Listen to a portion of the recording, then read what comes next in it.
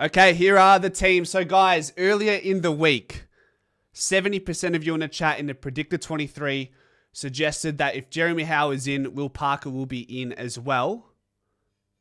But what didn't make sense to me personally is Will Parker is not as close to like for like than a Rowan Steele. So it wouldn't make sense to bring in a defender and then take out a forward. You take out a defender for a forward. There's too many halfback. Will Parker he's not really a key defender anyways. Nowhere near the size. Doesn't possess the same defensive traits as a Quaynor, Bruzzy, Perryman. He's a player for the future, yes, potentially. But I think Rowan Steele as a sub would bring more damage into the game forward center. Great at lowering his eyes, great execution by foot. Can play wing, can play forward. Will Parker's just not as versatile as yet. And if you put Will Parker, there's just too many players who are a similar position and can play his role a little bit better, especially when you have to bring in a Jeremy Howe. So you got Perryman, Houston, Quaynor, Josh, even Jack Crisp, even Nick Dacos, who can play a role better than Will Parker. But anyways, it is what it is. It's a good decision in my opinion. I'm happy with that. They've got Dan Houston. I mean, they've got this lineup is all over the place, isn't it? Josh Dacos on the wing, Ned Long here. We'll probably see Dan Houston to start the wing. You might get Josh Dacos for a couple centre bounces, see if he can catch a heater or something. Still side bottom listed half forward flank. That's something that we saw against Adelaide. Old mate Benny Zero called that. I don't know where he got it from. But he called still side bottom to the forward line for the qualifying final against the Crows. Mason Cox forward.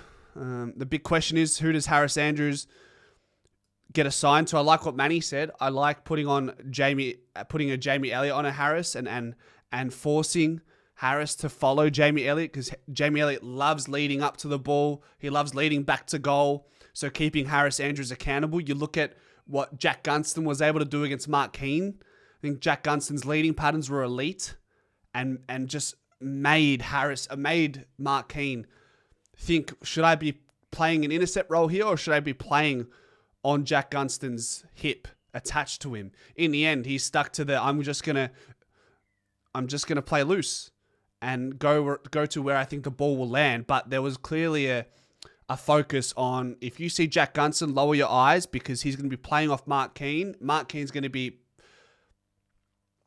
predicting that long ball. We're going to hit him up short. So I think Jamie Elliott's a great assignment. We did a Jamie Elliott on a Stephen May. The thing that went wrong for Jamie Elliott against Stephen May was for the first three quarters, our path into the 50 was very slow and uninspiring and high, which plays into Stephen May's game. And he is quite versatile anyway, Stephen May. But then once the ball started rolling, May could not get near Jamie Elliott. So why can't we do the same for Harris Andrews? I do love that idea. In lieu of Bobby out, sidey forward is a genius move. He's clean, high IQ, can lace it up or snap a goal or two. And that's, to be fair, John, we've hardly talked, in this whole Bobby Hill conversation, we haven't given Steele side bottom his flowers as the forward that he was in that qualifying final. So it's crazy. In my mind, I feel horrible for not mentioning that all week. The fact that Steele side bottom is essentially playing that Bobby Hill role one way or another, and he's scoring goals and doing what he's doing. So it hurts less when Steele side bottom is able to have an impact inside forward 50. So interesting there. Emergencies, Bobby Hill's not even here. So you got McStay, Will Parker, and the hyphen. Some of you did mention the hyphen throughout the week, but he does not get there in the end. Brisbane go in unchanged. And that means you're going to get a good dosage of Darcy Fort and Big O rotating through the forward line. So that will be a curious one to watch. But, you got Mason Cox and Darcy Cameron doing the exact same thing on the other side of the field. Big Geordie, JDG performance. We love that. That's what we want. What else? What else are we saying? Bluebagger says 2 massive prelims coming up. Looking forward to both games. It's a cracker for it's a cracker for the general fan, but it's a nail biter for those involved. So it is what it is.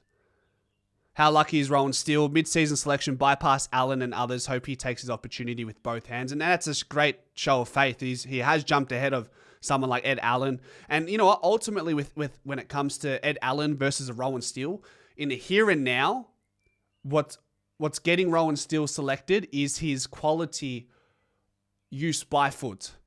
And he hasn't had much time to impact on the field because he's been the sub more often than not. But we've seen enough of it to understand that Rowan Steele is a bit more.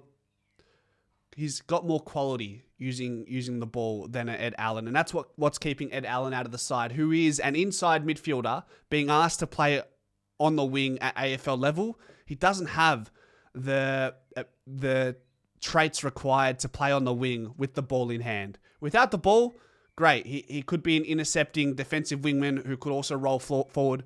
But he's not really doing that either as a winger, and he's not good by foot. He has a great endurance tank, but there's just, the ball, the marking ability with his height, the aerial presence that he should demand, the kicking that he needs to have as a winger, he doesn't have that. So that's why Rowan Steele is ahead of those like Ed Allen. I mean, if you want to throw Will Parker in there, albeit different positions, he's ahead of the hyphen.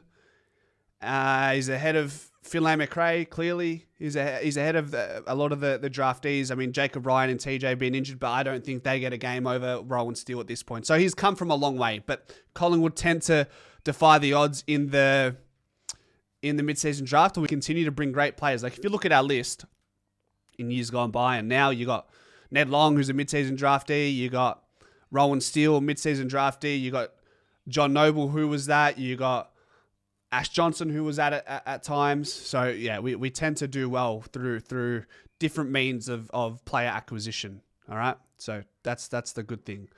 All the best clubs are recruiting that way. And you just got to look at it. You just got to, Hawthorn, Jai Newcomb,